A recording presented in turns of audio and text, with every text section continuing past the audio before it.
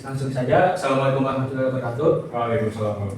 Saya ucapkan terima kasih yang telah meluangkan waktunya untuk melihat presentasi tugas besar pada kelompok kami yang berjudul Evaluasi Kinerja Jaringan Komputer Menggunakan Parameter QoS pada Badan Kepegawaian Pengembangan Sumber Daya Manusia disingkat BKPSDM di Kabupaten Tasikmalaya.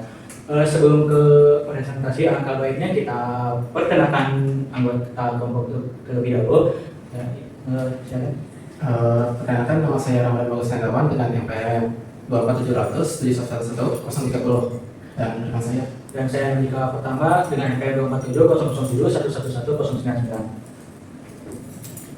Nah, adapun untuk daftar materi yang akan kami paparkan pada presentasi hari ini kurang lebih meliputi latar belakang, urusan masalah, batasan masalah, tujuan penelitian, landasan teori, metodologi penelitian, hasil pengukuran parameter QoS, penentuan indeks dirasakan Gifon, perhitungan rata indeks, dan kesimpulan. Dan pada latar belakang akan dijelaskan oleh saudara Bagus. Kepadanya dipersilakan. Latar belakang dari penelitian ini, perkembangan teknologi informasi mendorong instansi pemerintah menerapkan sistem berbasis jaringan komputer untuk mendukung transformasi digital dan meningkatkan kualitas layanan. BKPSDM sebagai lembaga yang mengelola manajemen ASN sangat bergantung pada sistem informasi yang terintegrasi dan didukung oleh jaringan yang andal. Namun, dalam praktiknya masih ditemukan berbagai permasalahan seperti koneksi yang tidak stabil, keterbatasan bandwidth, serta manajemen jaringan yang belum optimal, yang berdampak pada tingginya nilai paket loss dan menurunnya kualitas layanan. Oleh karena itu, evaluasi kinerja jaringan menggunakan parameter QoS diperlukan untuk mengidentifikasi permasalahan secara akurat, serta merumuskan solusi yang tepat guna meningkatkan kualitas jaringan dan mendukung pelaksanaan BKPSDM. Selanjutnya ada rumusan masalah. Yang pertama, apa saja permasalahan yang terjadi pada jaringan komputer di BKPSDM. Yang kedua, apa saja faktor-faktor yang menjadi penyebab terjadinya kendala pada jaringan tersebut. Yang ketiga, bagaimana tingkat kinerja jaringan komputer di BKPSDM berdasarkan parameter quality of service. Yang keempat, bagaimana solusi yang dapat direkomendasikan untuk mengatasi permasalahan jaringan yang ada. Yang selanjutnya ada batasan masalah. Yang pertama, penelitian difokuskan pada evaluasi jaringan komputer di lingkungan komputer BKPSDM. Yang kedua, parameter yang digunakan dalam analisis kinerja jaringan meliputi output, delay, packet loss, dan bandwidth. Yang ketiga, penelitian ini tidak membahas aspek keamanan jaringan secara mendalam. Yang keempat, evaluasi dilakukan berdasarkan kondisi jaringan yang sedang berjalan. Ya, dan yang terakhir, rekomendasi yang diberikan bersifat konseptual dan tidak mencakup implementasi langsung. Selanjutnya ada tujuan penelitian ini. Yang pertama, mengidentifikasi berbagai permasalahan yang terjadi pada jaringan komputer di BKPSDM.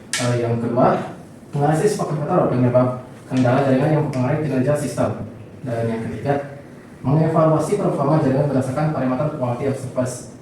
Yang keempat, memberikan rekomendasi solusi yang dapat digunakan untuk meningkatkan kinerja dan kualitas jaringan komputer di BKPSDM. Ini ada landasan teori. Yang pertama, konsep dari parameter QoS. Quality of service merupakan mekanisme untuk mengukur seberapa baik sebuah jaringan bekerja dalam melayani kebutuhan pengguna. Berdasarkan berbagai penelitian, terdapat 4 parameter utama yang menjadi faktor performa. Yang pertama, output, mengembangkan kecepatan transfer data efektif dalam satu waktu. Yang output yang tinggi menunjukkan kapasitas jaringan yang sangat baik dalam menangani traffic data. Selanjutnya, packet loss, parameter yang mengukur persentase paket data yang gagal mencapai tujuan. Standar ideal adalah 0% yang menandakan jaringan sangat stabil dan tidak ada data yang tenggelam. Selanjutnya, delay, waktu yang dibutuhkan paket untuk menempuh jarak dari sumber ke tujuan. Ini sangat bagus, umumnya berada pada angka di bawah 150 ms. Sementara nilai dari di atas 360 ms mulai dikatakan sebagai tinggi atau buruk. Jitter, variasi atau penyedap nilai yang dapat mengganggu kualitas real time. Meskipun parameter lain sudah baik, nilai digital yang tinggi tetap memerlukan perhatian teknis karena berpotensi mengganggu efektivitas koneksi. Selanjutnya ada informasi standar TIFON.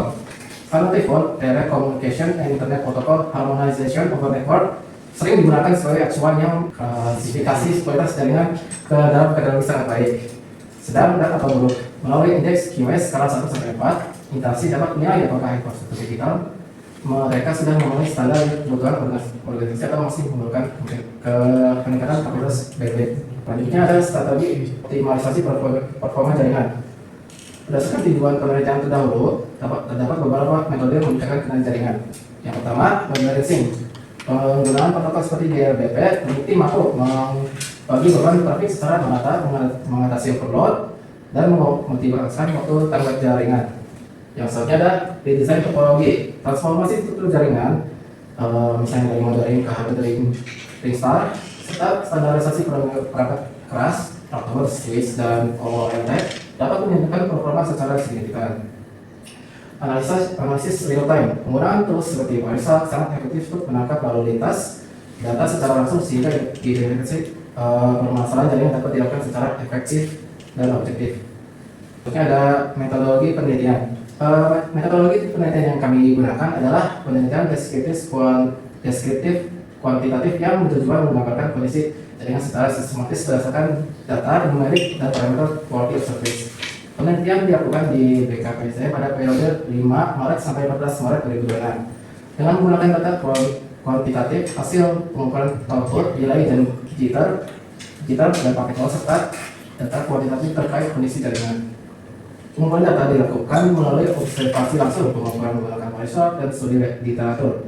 Data yang diperoleh kemudian dianalisis menggunakan metode QoS dan membagikan hasil pengukuran terhadap standar iPhone untuk mengklasifikasikan kualitas jaringan, mengidentifikasi permasalahan, dan menyusun rekomendasi perbaikan. Lanjut ke bagian selanjutnya yaitu hasil pengukuran menggunakan parameter QoS. Nah, jadi kami kurang lebih melakukan observasi ke BKPSDM langsung untuk mengukur beberapa ruangan untuk mengukur jaringan di BKPSDM. Nah, untuk lebih jelasnya bisa dilihat pada layar parameter QoS seperti throughput, paket loss, delay, dan jitter di berbagai ruangan seperti mutasi, ruangan aula, sekretariat, ruangan podcast, ruang PSDA, ruang PKLP, dan ruang PPIK. Untuk lebih lanjutnya saya jelaskan pada slide selanjutnya. Nah, jadi pada hasil analisis menunjukkan bahwa kualitas jaringan sangat dipengaruhi oleh distribusi sinyal dari Wi-Fi pusat yang berada di area sekretariat sebagai pemancar utamanya. Nah, ruangan PSDA dan KAPK yang berada paling jauh dari sumber sinyal mengalami penurunan kualitas jaringan paling signifikan. Di ruang PSDA tercatat paket loss tertinggi sebesar 99,9%, bisa dilihat pada grafik throughputnya. Nah, lalu yang menunjukkan banyak paket data gagal terkirim sehingga berisiko mengganggu akses sistem kepegawaian. Sementara itu, ruang KPK mencatat throughput rendah sebesar 1576 kbps dengan delay yang mencapai jutaan milidetik.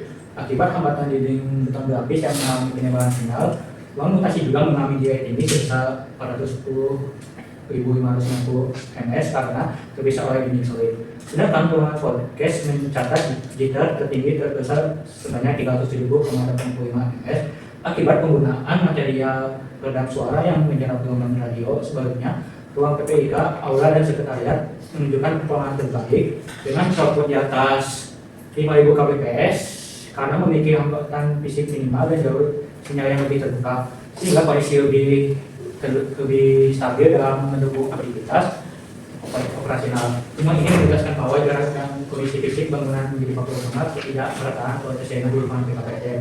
Nah, kurang lebih untuk tinggi atau rendahnya parameter QoS seperti throughput, paket loss, dan delay dan jitter kurang lebih bisa dilihat pada grafik untuk memudahkan dibaca.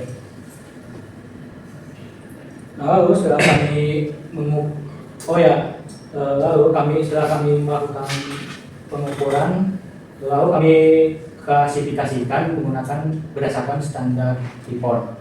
Nah, kurang lebih untuk kategori seperti satu itu bisa dibilang memiliki jaringan yang buruk, untuk kategori 2 memiliki jaringan sedang, dan untuk kategori 3 memiliki jaringan kualitas bagus, dan untuk keempat memiliki jaringan yang sangat bagus. Bisa dilihat lebih jelas pada layar. Lanjut untuk perhitungan nilai rata-rata indeks. Jadi nilai rata-rata indeks ini kurang lebih kami ambil keseluruhan nilai yang ada pada tabel sebelumnya seperti indeks throughput, indeks paket loss, indeks delay, dan indeks jitter, lalu dibagi 4 untuk menilai keseluruhan jaringan di setiap ruangan. Kurang lebih contohnya pada ruangan mutasi bisa rata-rata indeksnya itu sama dengan indeks throughputnya memiliki nilai 4, ditambah indeks paket loss memiliki nilai 4, ditambah indeks delay memiliki nilai 2, ditambah indeks jitter memiliki nilai 4, kalau 2 lipat sama dengan 14 dibagi 4 sama dengan 3,5. Jadi kategorikan bagus. Nah untuk untuk ruangan aula kurang lebih perhitungan sama yang memiliki kategori bagus. Untuk ruangan 3 kurang lebih perhitungan yang sama memiliki kategori bagus. Dan keempat, pada ruangan kita lihat memiliki ruangan yang memiliki kategori jaringan yang bagus. Lalu pada ruangan podcast memiliki kategori kualitas jaringan yang bagus. Nah pada ruangan PSDA memiliki kategori kualitas jaringan yang sedang. Dan terakhir ruangan APK memiliki kategori kualitas jaringan yang buruk. Nah sebelum ke kesimpulan, apakah ada yang ingin ditanyakan? Baik. Bisa perkenalkan, nama saya Andri Nurikas dengan akhiran NPM 107. Saya ingin bertanya kepada kelompok kalian, mengapa solusi yang direkomendasikan oleh kalian adalah penambahan akses point dan load balancing, bukan peningkatan bandwidth internet? Baik, terima kasih untuk pertanyaannya. Jadi alasan penambahan access point, load balancing, bukan bandwidth ya? Ya.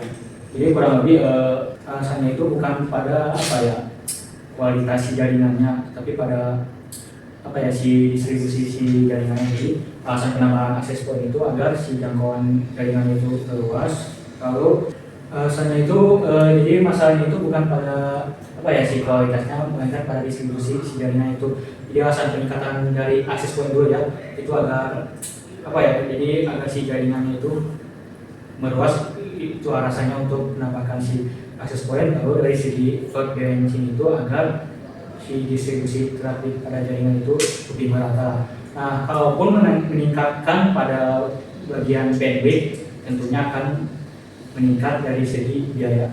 Itu dari saya. Apakah cukup? Baik, selanjutnya apakah ada yang ingin ditanyakan lagi? Baik, sebelumnya perkenalkan nama saya Gilang Mustafa Kantiwan dengan akhiran NPM 08. Boleh lihat ke slide yang ada visualisasinya.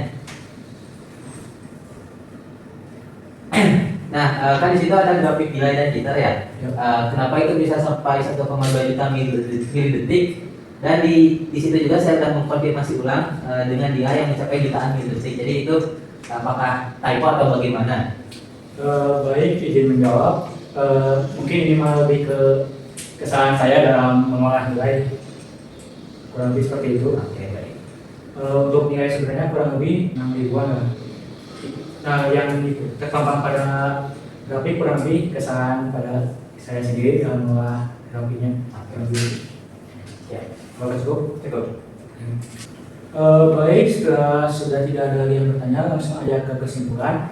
Jadi penelitian ini menunjukkan bahwa kualitas jaringan pada BKPSDM secara umum berada pada kategori bagus hingga sedang berdasarkan standar IPON. Dari 7 titik pengukuran, ruang mutasi dan aula memperoleh indeks OS tertinggi sebesar 3,5 kalau di kompresis kira-kira sebanyak 87,5%, sedangkan ruangan PSDA dan KAPK terrendah yaitu 2,5 kalau dikompresikan sekitar 2,5% dan 2,0 atau dikompresikan sekitar 50%. Secara umum throughput dan paket loss tergolong baik, namun kira-kira jitter menjadi kelemahan utama pada ruangan yang jauh dari pemancar dan memiliki hambatan fisik. Permasalahan utama disebabkan oleh distribusi sinyal Wi-Fi yang tidak merata, pemancar yang terpusat di sekretariat, serta manajemen jaringan yang belum optimal. Oleh karena itu direkomendasikan penambahan akses point, redesain penempatan pemancar, penerapan load balancing dan manajemen bandwidth, serta monitoring jaringan berkala. Evaluasi QoS ini menegaskan pentingnya peningkatan infrastruktur jaringan secara berkelanjutan untuk mendukung layanan ASN yang lebih efektif, efisien, dan fungsi. Nah, sekian dari kelompok kami. Mohon maaf bila ada kesalahan dalam penyampaian dari ucapan. Sekian dari kelompok kami. Wassalamualaikum warahmatullahi wabarakatuh. Waalaikumsalam warahmatullahi wabarakatuh.